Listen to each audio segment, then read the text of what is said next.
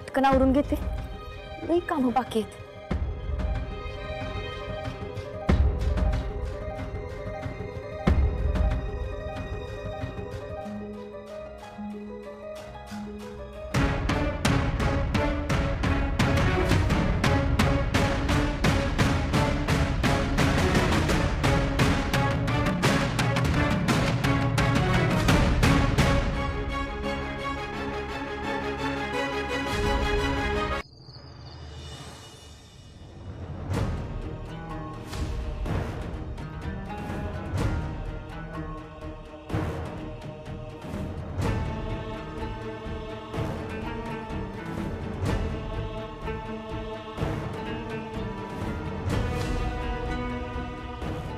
Main माणसाचीच घाबरगुंडी उडवली मी.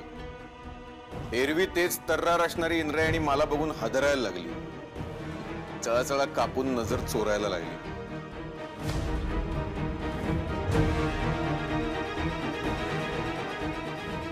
इंद्रायणी अगं भानावर ये. मी तुझा भूतकाळ असलो तरी अधोक्षेश तुझा वर्तमान काळ आहे हे विसरू नकोस ना. अगं विसर मला. काय सतत माझ्या जवळ जवळ याचा प्रयत्न करतेस. आणि अगं हे काय,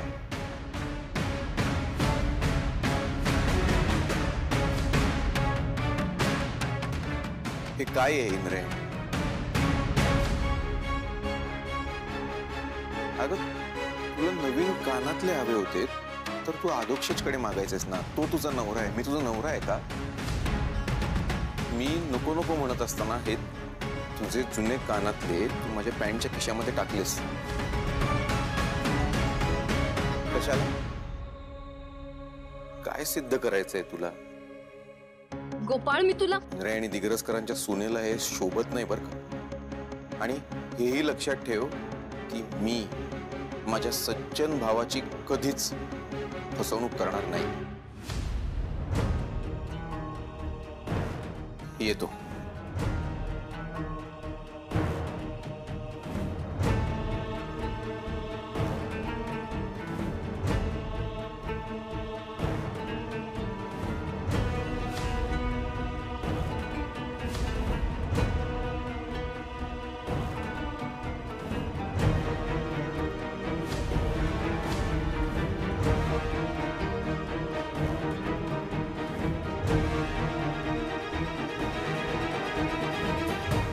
गोपाळ हे सगळं मुद्दाम करतोय. वास झाला आता.